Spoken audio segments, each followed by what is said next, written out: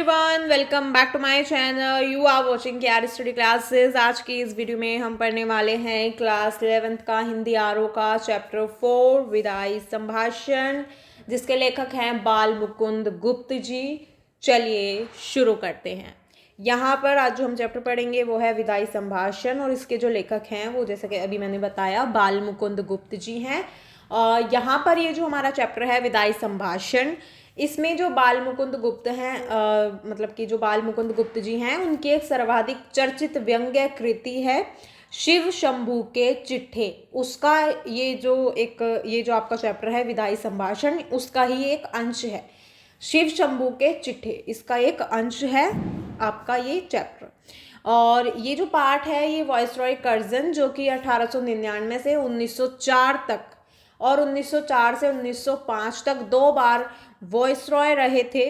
उनके शासन में जो भारतीयों की स्थिति थी उसका खुलासा यहाँ पर किया गया है, ठीक है। और साथ ही यहाँ पर उन्होंने बताया है कि उनके शासनकाल में विकास के बहुत सारे कार्य किए गए थे, और उसके बाद जो है यहाँ पर किस तरह से नई नई आयोग बनाए गए। सबका जो उद्देश्य था वो, मतलब कि उन्होंने बताया कि किस तरह से सिर्फ गोरों का एक वर्चस्व स्थापित करना ही उनका जो उद्देश्य था वो रहा। अब यहाँ पर कुछ और चीज़ें जो बाल मुकुंद गुप्त जी बताते हैं कि इस देश के जो संसाधन हैं उनका अंग्रेज़ों के हित में सर्वोत्तम उपयोग करना हुआ, ठीक है। हर स्तर पर जो कर्जन है उसने अंग्रेज़ों का वर्चस्व स्थापित करने की कोशिश की। सरकारी निरंकुशता के पक्षधर वो रहे, यहाँ तक कि उन्होंने अपनी जो प्रेस की स्वतंत्रता थी उस पर भी प्रबंध लगा दिया, ठीक है। और जो बंगाल का विभाजन था वो भी करा दिया। लेकिन जो काउंसिल में अपनी मनपसंद के एक अंग्रेज सदस्य को नियुक्त करवाने के चक्कर में उन्हें विदेश विदेश दोनों ही जगह जो है नीचा देखना पड़ा था, जिस कारण उन्होंने इस्तीफा दे दिया था। उनका जो इस्तीफा था वो तत्काल मंजूर भी कर लिया गया था और वो वापस इंग्लैंड भी चले गए थे। यहाँ पर इस पार्ट में जो भारतीय हैं, अब यहाँ पर बताया गया है भारतीयों, मतलब कि पाठ में जो भारतीयों की बेबसी, दुख, लाचारी है उसको एक व्यंग्यात्मक ढंग से लॉर्ड कर्जन की लाचारी से जोड़ने की कोशिश की गई है। साथ ही ये दिखाने की भी कोशिश की गई है कि शासन के जो आतताई रूप से हर किसी को कष्ट होता है, और फिर चाहे वो सामान्य जनता हो या फिर लॉर्ड कर्जन जैसे ही वॉइसरॉय हों। यह उस समय लिखा गया गद्य का नमूना है जब प्रेस पर पाबंदी का दौर चल रहा था। ऐसी स्थिति में विनोद प्रियता, चुलबुलापन, संजीदगी, नवीन भाषा प्रयोग एवं रवानगी के साथ ही यह एक साहसिक गद्य का भी नमूना है। अब यहाँ पर इस पाठ में क्या होता है, पाठ की शुरुआत कैसे होती है, पाठ में क्या हमें दिया गया है। तो पाठ में यहाँ पर है, पाठ शुरू होता है, यानी कि ये जो हमारा चैप्टर है, पाठ में यहाँ पर जब ये शुरू हुआ तो जो लेखक हैं वो भारत में लॉर्ड कर्जन का शासन खत्म होने पर एक गहरा दुख व्यक्त करते हैं। लेखक कहते हैं कि इस संसार में सब बातों का एक ना एक दिन अंत जरूर होता है, लेकिन ना तो देशवासियों ने और ना ही स्वयं कर्जन ने ये नहीं सोचा था कि इतनी जल्दी उनके शासन का अंत हो जाएगा। इससे पता चलता है कि जो वॉइसरॉय हैं और उनके जो देशवासी हैं उनके बीच कोई तीसरी शक्ति भी है जिस पर दोनों का ही कोई बस नहीं है। यहाँ पर जो तीसरी शक्ति है वो उसे इंग्लैंड की महारानी को कहा गया है, जिसके आदेश वॉइसरॉय को भी मानने पड़ते थे। अब जो लेखक हैं वो कहते हैं कि किसी से भी बिछड़ने का समय, लेखक कहते हैं कि किसी से भी बिछड़ने का समय जो है बहुत अधिक दुखदाई होता है, इसलिए आज कर्जन से बिछड़ने पर सभी देशवासी बहुत ज़्यादा दुखी हैं। हालांकि जब कर्जन दूसरी बार वॉइसरॉय बनकर भारत आए थे तब भी भारतवासी खुश नहीं थे। वो चाहते थे कि कर्जन इस देश को छोड़कर कल ही वापस चला जाए, परंतु ऐसा नहीं हुआ। लेखक आगे बढ़ते हैं और कहते हैं कि उन्हें कर्जन का देश देखने का मौका तो नहीं मिला, इसलिए वे यह नहीं जानते कि वहाँ पर एक दूसरे से बिछड़ते समय लोगों को दुख होता है या नहीं, मगर हमारे देश में तो पशु पक्षियों को भी एक दूसरे से बिछड़ने का दुख होता है।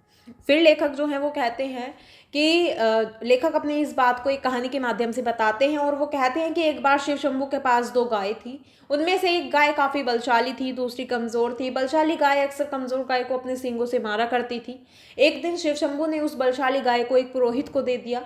बलशाली गाय से बिछड़ने पर रोज उसे मार खाने वाले जो दुर्बल गाय थी वो बहुत ज़्यादा दुखी होती है और उसने उस दिन दिन भर कुछ नहीं खाया। लेखक कहते हैं कि जिस देश में पशुओं को भी एक दूसरे से बिछड़ते समय दुख होता है तो सोचिए उस देश के मनुष्यों की क्या दशा होती होगी। लेखक कहते हैं कि इस देश में जितने भी शासक आए एक न एक दिन सब लौटकर अपने देश वापस चले गए, इसलिए कर्जन को भी एक दिन वापस जाना ही था। लेकिन उसके जो शासनकाल का अंत था वो इतना दुखद होगा ये किसी ने भी नहीं सोचा था। जब कर्जन जो है दूसरे कार्यकाल के लिए भारत आया तो उन्होंने मुंबई में उतरते वक्त कहा था कि यहाँ से जाते समय मैं भारत को ऐसा बनाकर जाऊँगा कि मेरे बाद आने वाले शासकों को वर्षों तक कुछ करना ही नहीं पड़ेगा। वो वर्षों तक चैन की नींद सो सकते हैं मगर इसका उल्टा हो। कर्जन ने अपनी गलत नीतियों के कारण पूरे देश का माहौल खराब कर दिया जिससे कि चारों ओर अशांति फैल गई। इस अव्यवस्था को ठीक करने के लिए भारत आने वाले नए शासकों को अगले कई वर्षों तक बहुत मेहनत करनी पड़ी। लेखक कहते हैं कि इस देश में कर्जन ने जितनी इज्जत पाई, जितना बड़ा ओहदा पाया, यहाँ से जाते समय सब खत्म हो गया। जितनी शान और शौकत कर्जन ने दिल्ली दरबार में देखी उतनी तो अलिफ लैला के अलाउद्दीन के चिराग ने भी लेखक कहते हैं कि जितनी शान और शौकत कर्जन ने दिल्ली दरबार में देखी थी उतनी तो अलिफ लैला के अलाउद्दीन ने चिराग रगड़कर और बगदाद के खलीफा अबुल हसन ने भी गद्दी पर बैठकर नहीं देखी होगी।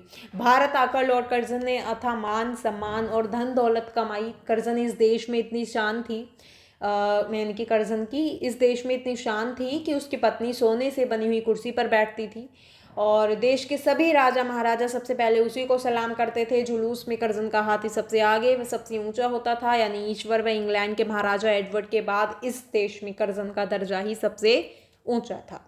लेकिन अब उसकी हालत इतनी ख़राब हो गई थी कि एक प्रधान सेनापति यानी कि जंगी लॉर्ड को भी उससे बड़ा माना जाने लगा था। और लेखक कहते हैं कि वैसे तो कर्जन को बहुत ही धीर गंभीर व्यक्ति माना जाता था मगर काउंसिल में ऊट पटांग कानून पास करते समय उसकी ये गंभीरता नज़र नहीं आती थी। धीरे धीरे उसका प्रभाव जो है वो कम होने लग जाता है। बार बार इस्तीफे की धमकी देने के कारण उसे उसके पद से भी हाथ धोना पड़ता है। इस देश के हकीम कर्जन के इशारे पर नाचते थे। सभी राजा महाराजा उसके एक इशारे पर उसके सामने हाथ जोड़कर खड़े हो जाते थे। कर्जन ने इस देश के कई राजाओं को बर्बाद कर दिया तो कई नालायकों को ऊंचे ओहदे पर भी बिठाया। उसने इस देश की जो शिक्षा व्यवस्था थी उसको ख़त्म कर दिया। बंगाल को 2 भागों में बांट दिया। इतना शक्तिशाली होने के बाद भी एक फौजी अफसर को अपनी इच्छा अनुसार एक पद पर ना बैठा सका तो गुस्से से उसने इस्तीफा दे दिया, जिसे ब्रिटिश सरकार ने तुरंत स्वीकार कर लिया और यानी वह अपनी मर्जी से एक अफसर तक की नियुक्ति नहीं करा सकता था, उल्टा उसे अपना पद ही गंवाना पड़ा। कर्जन के लिए इससे भी अधिक दुखदायी यह रहा कि उसे नए वॉइसरॉय के आने तक अपने पद पर अनिच्छा से बने रहना पड़ा। इसके बाद लेखक जो हैं वो कहते हैं कि कर्जन से सवाल करते हुए वो कहते हैं कि कर्जन आप यहाँ क्या करने आए थे, क्या करके चले गए। राजा का कर्तव्य होता है कि वह अपनी प्रजा के हित में कार्य करे, लेकिन आपने इस देश की प्रजा के हित में कोई कार्य नहीं किया। आंख बंद कर मनमाने हुक्म चलाना, प्रजा की कोई बात ना सुनना, प्रजा की आवाज को दबाकर उसकी मर्जी के विरुद्ध अपनी जिद से काम करना, क्या यही सुशासन है। यहाँ पर लेखक कहते हैं कि कैसर यानी जर्मन तानाशाह शासक और जार यानी रूस के तानाशाह शासक भी कभी कभी अपनी प्रजा की बात सुन लेते थे और आसिफ शाह की प्रार्थना सुनकर नादिर शाह ने क्षण भर में ही दिल्ली के कत्लेआम रोकने का हुक्म दे दिया था। लेकिन प्रजा की बात सुनना तो दूर, कर्जन ने उनको कभी अपने पास फटकने भी नहीं दिया। 8 करोड़ भारतीय जनता ने कर्जन से बंगाल का विभाजन ना करने की प्रार्थना की थी, जिसे अपनी जिद पूरी करने के लिए उसने अनसुना कर दिया। लेखक कहते हैं कि इस देश की जनता अपने दुख और कष्टों की अपेक्षा परिणाम का अधिक ध्यान रखती है। वो जानती है कि संसार में सभी चीज़ों का एक न एक दिन अंत होना निश्चित है, इसलिए उनका यह दुख भरा समय भी एक न एक दिन खत्म हो ही जाएगा। लेकिन कर्जन कृतज्ञता की इस भूमि यानी भारत की भूमि की महिमा ना तो समझ पाया था और ना ही इस देश के लोगों का प्यार विश्वास वो जीत पाया था, जिसका कि लेखक को बहुत ज़्यादा दुख है।